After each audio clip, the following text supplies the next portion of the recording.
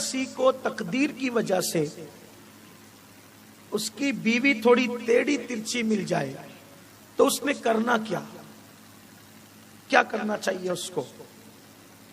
ایک بات تو پہلے آپ سمجھ لیں کہ محدث صاحب ہو کہ مفتی صاحب ہو کہ ولی صاحب ہو کہ حافظ صاحب ہو کہ امام صاحب ہو کہ لیڈر صاحب ہو ایم ایل اے صاحب ہو ایم پی صاحب ہو ڈاکٹر صاحب ہو وکیل صاحب ہو یا جج صاحب ہو، کسی کی بھی بیوی کبھی سیدھی نہیں ہوتی.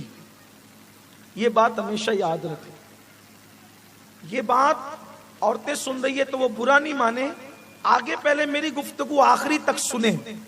کبھی کبھی لوگ دو چار جملے سن کے واویلا کرتے ہیں، یہ کہہ دیا یہ کہہ دیا. ارے آخری تک پہلے سن لیں کہنا کیا چاہتے ہیں. کبھی کسی کی بیوی سیدھی نہیں ہوتی. کیوں؟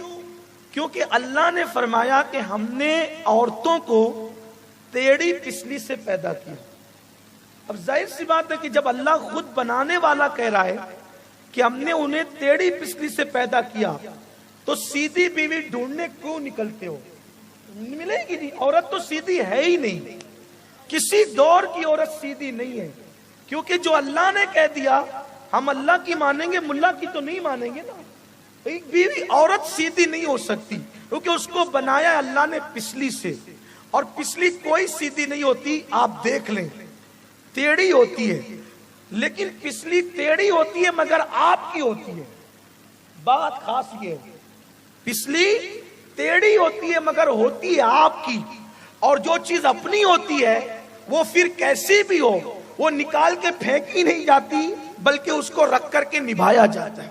اسی لیے اللہ کے رسول علیہ السلام نے فرمایا، اللہ کے رسول علیہ السلام نے فرمایا عورتیں ٹیڑھی پسلی سے بنی ہے، اس کو سیدھا کرنے مت جانا. بھئی جس کو اللہ نے ٹیڑھا بنایا اب اس کو سیدھا کرنے جاؤ گے تو وہ سیدھی تو نہیں ہوگی، البتہ وہ ٹوٹ جائے گا. پسلی کی ہڈی سیدھی نہیں ہو سکتی. ارے کتے کی دم جو ہوتی ہے نا وہ نرم ہوتی ہے اگر ٹیڑھی ہوتی ہے. انسان کی پسلی تو سخت ہو کر ٹیڑھی ہوتی ہے. تو جو نرم ہو کر کے کبھی سیدھی نہ ہو سکے وہ سخت ہو کر کے کیسے سیدھی ہو سکتی ہے؟ یہ بات ہے. تو حضور نے فرمایا اس کو سیدھا کرنے مت جانا، وہاں بکراتی کرنے کی اجازت نہیں ہے. حضور نے کہا سیدھا کرنے مت جانا ورنہ تو توڑ دے گا، اور توڑنے ہی کو طلاق کہتے ہیں. تو سیدھا نہیں کرنا، جیسی ٹیڑھی ہے ویسے ہی ٹیڑھی سے نبھا کرنا ہے، پیار پیار سے، محبت سے. اگر وہ منہ چلائے آپ نے ہنس دینا ہے، آپ نے نکل جانا ہے، مسکرا دینا ہے. اس لیے کہ اللہ کے رسول نے فرمایا سب سے بڑا پہلوان کون ہے؟ صحابہ نے عرض کی یا رسول اللہ سب سے بڑا پہلوان وہ ہے جو سب کو پچھاڑ دے اور وہ کسی کو پچھاڑ نہ سکے. جو سب کو پچھاڑ دے وہ اور اس کو کوئی پچھاڑ نہ سکے. سرکار نے فرمایا نہیں، جو سب کو پچھاڑ دے اور اس کو کوئی پچھاڑ نہ سکے وہ بڑا پہلوان نہیں ہے، بلکہ جو اپنے غصے کو پی جاتا ہے وہ سب سے بڑا بہادر اور پہلوان ہے. اب پتا چلا بہادر لوگ کون ہیں؟ جو غصہ پی جاتے، جو غصے میں تھر تھر کانپے، آنکھیں نکالے، مار ٹھوک کرے اور ضربہ یضربو کی گردان پڑنے لگے، وہ لوگ بہادر نہیں ہیں، بلکہ عفو در گزر سے جو کام لے وہ لوگ بہادر اور پہلوان ہے. ایسے ہی ہوا. ایک بزرگ تھے بہت بڑے، حضرت سیدنا شیخ ابو الحسن خرقانی. یہ شیخ ابو الحسن خرقانی کون ہیں؟ ان کو پہلے آپ سمجھ لیں. یہ شیخ ابو الحسن خرقانی وہ ہیں کہ جب محمود غزنوی نے جب ہندوستان پر کئی حملے کیے، محمود غزنوی نے جب ہندوستان پر کئی حملے کیے اور وہ کامیاب نہیں ہو سکا تو وہ پہنچا اللہ کے ولی کی بارگاہ میں، حضرت شیخ ابو الحسن خرقانی کی بارگاہ میں، اور کہا شیخ صاحب میری تلوار ناکام ہے، آپ کچھ ایسا کریں کہ مجھے اللہ کامیابی دے. تو شیخ ابو الحسن خرقانی نے فرمایا بیٹے میرا یہ جبہ لے کر جاؤ، اور جب تمہاری طاقت ناکام ہو جائے تو اس جبے کو رکھ کر اس کے وسیلے سے دعا کرنا، اللہ تمہیں کامیاب کرے گا. آپ سوچو محمود آئے ہندوستان، جبہ رکھ کر دعا کی، اور اس کے بعد ہندوستان کے بعض علاقے فتح ہو گئے۔ جس کے جبے میں اتنی تاثیر ہو کہ اس کے وسیلے سے دعا قبول ہوتی ہو، اس شخص کے وجود کی تاثیر کیا ہوگی؟ اس شخص کے وجود کی تاثیر کیا ہوگی؟ وہ ہے شیخ ابو الحسن خرقانی رحمت اللہ تعالی علیہ۔ اب شیخ ابو الحسن خرقانی اتنے بڑے مرتبے پہ کیسے پہنچے؟ ہوا یہ کہ ایک بہت بڑا فلسفی تھا، دنیا کا ایجوکیٹڈ انسان، بہت پڑھا لکھا انسان تھا۔ وہ اتفاق سے حضرت شیخ ابو الحسن خرقانی کا مرید ہو گیا، اور جب مرید ہوا تو ایک دن اس کے دل میں خیال آیا، بہت دن میں نے ہو گئے شیخ کی زیارت نہیں کی، شیخ ابو الحسن خرقانی کی زیارت نہیں کی، چلنا چاہیے اور حضرت سے ملنا چاہیے۔ خانقاہ میں گیا، خانقاہ میں حضرت تھے نہیں، لوگوں نے کہا گھر گئے، گھر پہ آئے، دروازے پہ دستک دی، دروازے پہ دستک دی تو اندر سے آواز آئی، کون؟ تو کہا میں فلاں فلسفی ہوں، حضرت کا مرید ہوں، کیا شیخ ابو الحسن خرقانی ہیں؟ وہ اندر سے آواز آئی، ارے وہ مکار، وہ شیخ کب سے بن گیا، وہ حضرت کب سے بن گیا؟ ان کے پیروں کے نیچے سے زمین نکل گئی۔ یا اللہ، جس کی بیوی اس کو مکار کہے اور کہے کہ وہ شیخ کب سے ہو گئے، وہ حضرت کب سے ہو گئے، وہ تو مکار آدمی ہے۔ انہوں نے سوچا سب سے معتبر بات کس کی؟ بیوی کی۔ ابھی یہ بندہ پہلی دنیاوی پڑھا لکھا تھا، جلدی سے اللہ والوں کو مانتا نہیں تھا، ایک ہی کو مانا تھا۔ اب اس میں بھی گھر سے اس طرح کی بات آئی، دور ایک دوسرا مرید کھڑے رہ کر یہ منظر دیکھ رہا تھا، اس فلسفی کو بلایا کہ ادھر آؤ، ادھر آؤ۔ وہ آیا، کہا کہ تو ٹینشن مت لے، فکر مت کر، حضرت جنگل گئے ہوئے ہیں لکڑیاں کاٹنے کے لیے گھر کے لیے، ابھی آتے ہوں گے، مل لینا، پریشان مت ہو۔ لیکن اللہ والے بھی اللہ والے ہوتے ہیں، پیر روشن ضمیر ہوتا ہے، پیر روشن ضمیر ہوتا ہے۔ روزانہ شیخ ابو الحسن خرقانی اپنے گھر کی لکڑیوں کو، چولہے کی لکڑیوں کو سر پہ رکھ کے لاتے تھے، لیکن اس دن وہ فلسفی صاحب کو جو حضرت کی بیوی نے خطرناک ڈوز دے دیا تھا، تو اب کی مرتبہ حضرت آ رہے تو اس شان سے آ رہے ہیں کہ شیر پر بیٹھے ہوئے ہیں، آگے لکڑی کا گٹھا رکھا ہوا ہے اور سانپ کو ہاتھ میں چابک بنا رکھا ہے، شان سے چلے آ رہے ہیں۔ جب ان کو اس طرح آتے دیکھا تو وہ فلسفی سوچنے لگا، نہیں میرے حضرت تو بہت صحیح ہے، اگر غلط ہوتے تو شیر پر بیٹھتے کیوں اور سانپ کو چابک کیوں بناتے؟ ان کی بیوی غلط ہے۔ آیا، پیر چومے، ہاتھ چومے، سرکار ایک بات کہنا چاہتا ہوں۔ کہا بولو حضرت، آپ کے گھر گیا تھا، آپ کی بیوی تو آپ کو مکار کہتی ہے اور کہتی وہ حضرت کب سے ہو گئے، وہ شیخ کب سے ہو گئے، وہ بزرگ کیسے ہو گئے، وہ تو مکار ہے مکار۔ حضرت اگر آپ نے یہ منظر نہ دکھایا ہوتا تو میں کبھی کسی ولی کا معتقد نہ رہ جاتا۔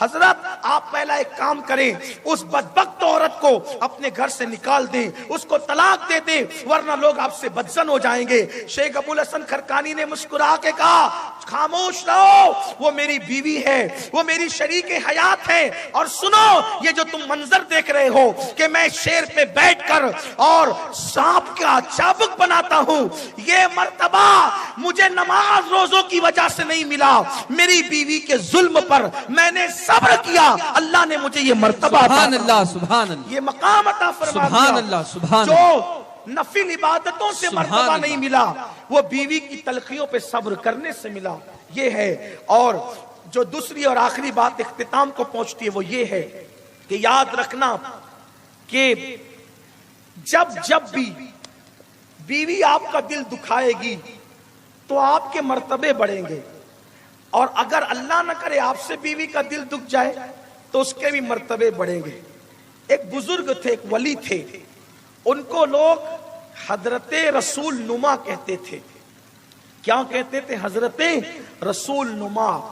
یہ حضرت رسول نما کی کرامت یہ تھی کہ وہ جس کی بھی سفارش کر دیتے بارگاہ رسالت میں، اس بندے کو رسول اللہ کا دیدار ہو جاتا، حضور کی زیارت ہو جاتی۔ اب وہ سب کو زیارت کراتے تھے، جو آتا تھا سرکار رسول نما ہمیں زیارت کرائیں، وہ سفارش کرتے سرکار میں، خواب میں زیارت ہو جاتی، دعا کرتے زیارت ہو جاتی، نظر ڈالتے زیارت ہو جاتی۔ ایک دن ان کی بیوی نے کہا حضرت رسول نما سے، حضرت سب کو زیارت کراتے ہیں، مجھے بھی تو ایک دن زیارت کرائیں، حضور کی زیارت میں بھی کرنا چاہتی ہوں۔ انہوں نے کہا ٹھیک ہے، بہت اچھا، میں تمہیں زیارت کراتا ہوں، لیکن اس کے لیے ایسے سستی زیارت نہیں ہوگی، تمہیں اس کے لیے کچھ کرنا پڑے گا۔ کیا کرنا پڑے گا؟ کہا کہ جب تمہاری میری شادی ہوئی تھی تو شادی کے دن نکاح کا جوڑا جو تم نے پہنا تھا وہی جوڑا تم کو پہننا پڑے گا، اور اس دن جیسی چوڑیاں، جیسا سنگھار کیا تھا ویسے ہی سنگھار کرنا پڑے گا، تب تمہیں حضور کا دیدار ہوگا۔ اس نے سوچا چلے بھائی، بال سفید ہو گئے، بڑھاپے سے چہرے پہ جھریاں پڑ گئی، لیکن دیدار حضور کا جو کرنا ہے، عام طور پہ اس دور میں بھی اور ابھی بھی شادی کے جوڑے لوگ سنبھال کر رکھتے تھے۔ آپ کے یہاں بھی ہوں گے، جو نکاح کے ٹائم آپ نے پہنا ہوگا تو آپ کے گھر پہ بھی وہ شادی کا جوڑا سنبھال کے رکھا گیا ہوگا۔ یہ بڑی یادگار دن ہوتا ہے نا شادی کا دن، تو لوگ سنبھال کے رکھتے ہیں۔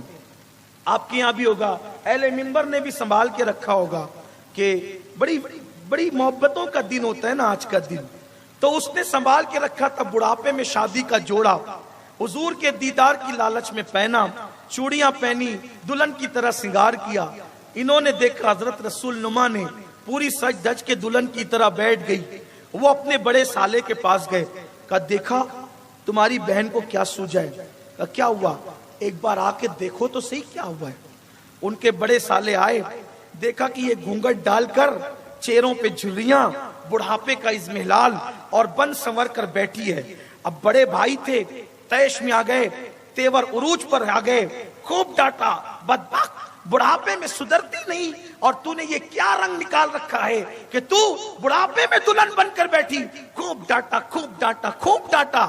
اب جب ڈانٹ پڑی تو دل ٹوٹا، دل ٹوٹا تو آنکھوں سے آنسو نکلے، اور روتے روتے آنکھ لگی تو حضور کا دیدار ہو گیا، سرکار کا دیدار ہو گیا۔ دیدار سے اٹھی تو خوشی خوشی کہتی ہے ارے دیدار کرانا تھا تو سیدھے سیدھے کرا دیتے، اتنے جتن کیوں کروائے؟ فرمایا جن کے دل ٹوٹتے ہیں انہی کو نبی کا دیدار نصیب ہوتا ہے۔ تیرے پاس ہر نعمت موجود تھی، تیرے پاس ہر نعمت موجود تھی، اس لیے تیرا دل کبھی ٹوٹا نہیں، اس لیے کبھی تجھے حضور کا دیدار نصیب نہیں ہوا۔ تو میرے عزیزو، کبھی بیوی دل دکھائے اور دل ٹوٹ جائے تو اس طرح کے انعامات بھی ہوا کرتے ہیں۔ اور میری بہنوں سے بھی کہتا ہوں کہ شوہر دل دکھائے اور دل ٹوٹ جائے تو اس طرح کے بھی انعامات ہوا کرتے ہیں۔ اس لیے طلاق اور گھر جا کر بیٹھ جانا، ایک دوسرے پہ کیس کباڑی کرنا، طلاق لینا، ایک دوسرے کا ساتھ چھوڑ دینا بچوں کی زندگیوں کو تباہ کر دیتا ہے، خاندانوں کو برباد کر دیتا ہے۔ آؤ محبتوں کو عام کریں، پیار کو عام کریں، اپنے دلوں سے نفرتیں نکال دیں۔ ایک بہت بڑے مفکر سے کسی نے پوچھا تھا کہ مجھے اچھے دوست نہیں ملتے، انہوں نے فرمایا تو بے وقوف ہے یار، جو دوست ہوتے ہیں وہ اچھے ہی ہوتے ہیں، جو دوست ہوتے ہیں وہ اچھے ہی ہوتے ہیں، تو اچھا نہیں ہے اس لیے تجھے اچھے دوست نہیں ملتے۔ بس ایسا ہی ہے، آپ اچھے بن جائیں، آپ کو اچھی شریک حیات ملے گی۔ اور یاد رکھنا، اپنے حقوق کا مطالبہ کرنے کی بجائے حق ادا کرتے رہو، انشاءاللہ زندگی خوشگوار ہوتی رہے گی۔ جھگڑا اس وقت ہوتا ہے جب انسان حق مانگتا ہے۔ میں کہنا چاہتا ہوں حق مانگنے کی بجائے آپ حق دیتے رہو، انشاءاللہ تبارک و تعالی جھگڑوں کا خاتمہ ہوگا، نفرتوں کا خاتمہ ہوگا۔ ایک نہ ایک دن نفرت کرنے والے محبت کرنے پہ مجبور ہو جائیں گے۔ آئیے اپنی بیویوں سے محبت کا آغاز کریں، اپنے بچوں سے محبت کا آغاز کریں، اپنے گھر والوں سے محبت کا آغاز کریں۔ گھر کو پیار دیں، محلے کو پیار دیں، علاقے کو پیار دیں، شہر کو پیار دیں، ملک کو پیار دیں، دنیا کو پیار دیں۔ پیار دو گے تو پیار ملے گا، اس لیے کہ کہا جاتا ہے جو دو گے وہی ملے گا، جو بو گے وہی پاؤ گے۔ اس لیے کہ انسان لے اور دے کا معاملہ، گیو اینڈ ٹیک کا معاملہ دنیا میں بڑا مشہور ہے، جو دو گے وہی ملے گا۔ اللہ سے عرض ہے کہ اللہ ہمیں محبت بانٹنے والا بنائے۔ بابا فرید الدین گنج شکر کی بات مجھے بار بار یاد آتی ہے، فرماتے ہیں کہ کانٹوں کے مقابلے میں کبھی کبھی کانٹے مت بونا ورنہ پوری زمین کانٹوں سے بھر جائے گی. کانٹوں کو بو کر کے, کانٹوں کو پھیلا کر کے سکون نہیں ملتا, سکون تو کانٹوں کو اٹھا کر کے ملا کرتا ہے. اور بابا فرید کا یہ جملہ بھی بڑا یاد آتا ہے. آپ کا ایک مرید تھا, مرید. کچھ لوگ پنچایتی جو لوگ ہوتے ہیں, کچھ اچھے ہوتے ہیں, کچھ بدماش ہوتے ہیں. کچھ لوگ جوڑنے کا کام کرتے ہیں, کچھ توڑنے کا کام کرتے ہیں. برا لگے تو مجھے معاف کر دینا, لیکن کچھ لوگ پنچایتوں میں جاتے اس لیے تاکہ بگاڑیں. لیکن یاد رکھیں, توڑنے والے ٹوٹیں گے, جوڑنے والے جڑیں گے. اس لیے اللہ کو توڑنا نہیں بلکہ جوڑنا پسند ہے. تو بابا فرید الدین کا ایک مرید تھا جو لوہے کے اوزار بنانے کا کام جانتا تھا. بابا فرید کے مرید نے سوچا کہ میں اپنے پیر کو لوہے کا کون سا اوزار لے جا کر دوں کہ میرے پیر خوش ہو جائیں. اس نے خوبصورت کینچی بنائی اور کینچی بنا کر بابا فرید کے پاس لا کے کہا, سرکار میں لوہے کے اوزار بنانا جانتا ہوں, اس لیے میں جو ہے آپ کے لیے کینچی بنا کر لایا ہوں. بابا فرید نے کینچی ہاتھ میں نہیں لیا, فرمایا بیٹا اگر لوہے کے اوزار بنانا تو جانتا ہے تو لوہے سے صرف کینچی اور چھری تھوڑی بنتی ہے, لوہے سے تو سوئی بھی بنتی ہے, سوئی. فرمایا ہم اللہ والے لوگ ہیں, ہمیں کینچی سے کیا کام, ہمیں تو سوئی دھاگے سے کام ہے. اس لیے کہ کینچی ایک کو دو کر دیتی ہے اور سوئی دھاگا دو کو ایک کر دیتا ہے. اس لیے ہم ایک کو دو کرنے والے کو پسند نہیں کرتے بلکہ دو کو ایک کرنے والے کو پسند کرتے ہیں. اب آئیے, برسوں سے جو دو تھے ان لوگوں کو ایک کرنے کی رسم ادا کرتے ہیں کہ دو ایک ہو جائیں. یعنی کہ پہلے عبداللہ اور سمینہ الگ الگ تھے, اب عبداللہ اور سمینہ کو ایک کرنے کے لیے حضور کی سنت ادا کرتے ہیں. ہمارے نبی کی سنت بھی کیسے سنت ہے کہ لوگ جو ہے وہ ٹکڑے کرتے ہیں. میرے نبی کی سنت جو ہے ایک قبول ہے میں دو اجنبیوں کو آپس میں جوڑ دیا کرتی ہے, بلکہ دو دولہا دلہن ہی نہیں جڑتے بلکہ دو خاندان جڑ جاتے ہیں, دو شہر جڑ جاتے ہیں. اگر پڑوسی ملک ہے تو دو ملک بھی جڑ جایا کرتے ہیں. آئیے اب ذرا جوڑنے کا شرف حاصل کرتے ہیں. سبحان اللہ, ہمارے مذہب میں نکاح میں شرکت کرنے کے ثواب پر کی ثواب کی بشارت آئی ہے, اس لیے کہ جوڑنے کی جو محفل ہے اس میں مغفرت کی بشارتیں دی جاتی ہیں. تو آئیے حضور علیہ السلام کا پیارا پیارا خطبہ عطا کیا ہوا پڑھتے ہیں اور پھر دو اجنبی دلوں کو جوڑ کر ایک کرنے کا یوں شرف حاصل کرتے ہیں کہ آپ سے تم ہوئے پھر تو کا عنواں ہو گئے, آپ سے تم ہوئے پھر تو کا عنواں ہو گئے, رفتہ رفتہ وہ میری ہستی کا ساما ہو گئے. جو اتنے دور تھے اتنے قریب ہو جاتے ہیں کہ دوست بھی باہر رہ جاتے ہیں.